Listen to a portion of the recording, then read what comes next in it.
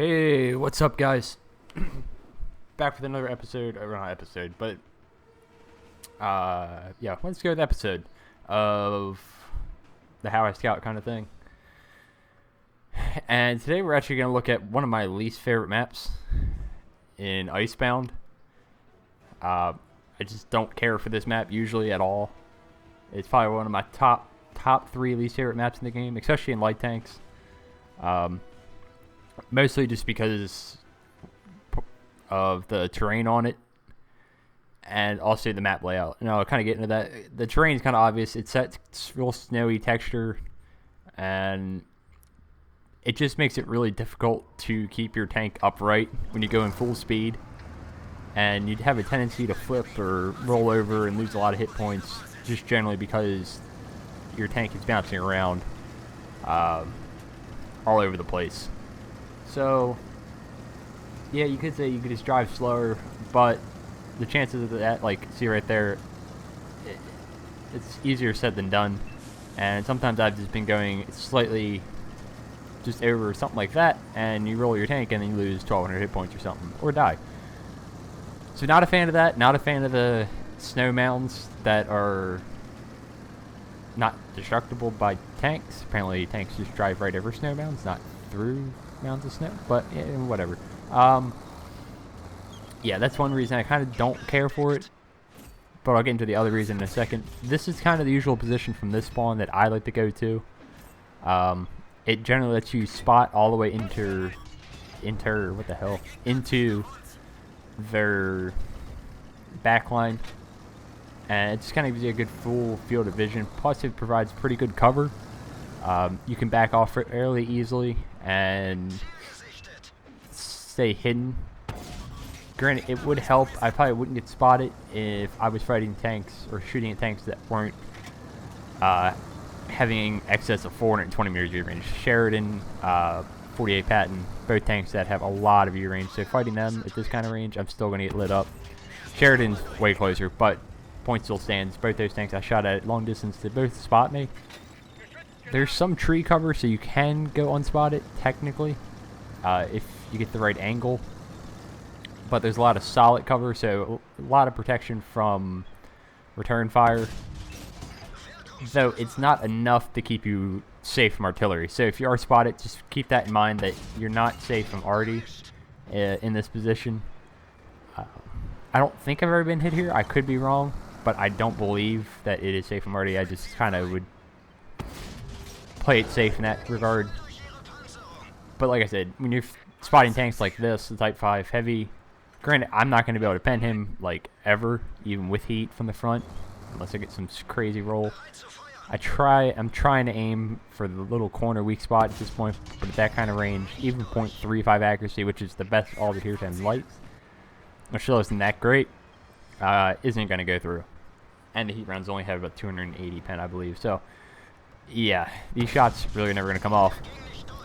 But this is probably your best position, I think, for getting some good early spots and lighting them up from a relatively safe distance. You definitely want to work the outsides of this map in light tanks. That goes without saying, I believe, especially in the beginning part of the game. You see now I'm trying to move away, mainly because just sitting there wasting my time fighting a Type 5 frontally from 400 meters, that's just a waste of my time. Plus now I see that they've kind of pushed in aggressively.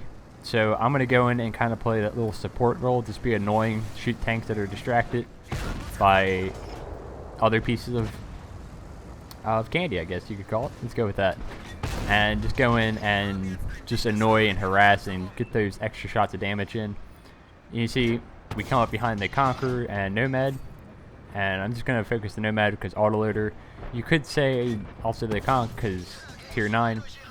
And then we load the HEP rounds. Yep. And we're going to put these right into the Nomad's rear. It's a little angled, so it's orange, but I'm still fairly consistent that these are going to pen. I'm completely okay with taking one shot of the damage there. Again, the joys of trading. That one, not so much. But the Conch's one shot. Just aim our shot and take him out. I'm still okay with that. Losing 600 hit points for an entire tank, plus taking out another one for a kill. A little bit of reason I don't go the other side is because, one, most of the time I've played this map enough that not many tanks seem to gravitate to that side of the map, really. It's just not that popular. Plus, the sight lines aren't as good. It's fairly close range. It's still open, but there's enough stuff in the way that everything's within probably 200, 300 meters, if that. So I'd rather be on the other side where you can extend your range out to roughly about 400 meters or so, or more, depending. So, yeah, it's just kind of the reasoning. And that's it. Another reason I don't care for this kind of map is because this middle part is so unknown. And a little bit about that also at the other side. It's so unpredictable of trying to figure out what the teams are doing, what they're going to do, in terms of where they're going to deploy. So it's just hard to predict what's going to happen on this type of map. And, yeah. Get a little sticky situation there. Fighting the Super Conk. Probably should just ran by. But, like I said, this game's about wrapping up. But, basically, I just take my same principles. I get that initial spot on this side, usually. I do that from both sides. It's a little different. This hill I'm on right now, I use the side opposite of me from the other spawn, basically, to spot up on the hill, if that makes sense.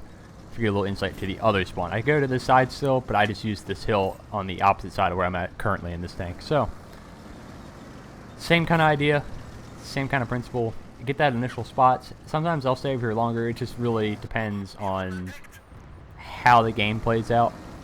If I see a tank like that, or it starts to bog down, I will try to then work in the city afterwards. And that's just to... There's a lot of different sight lines and corridors in the city that you can kind of take advantage of and work around that I use. There are some other spots you can use for the different variants of this map really quick. So if you're on Team Destruction, the spawns are on the sides, if that makes sense, of this map compared to...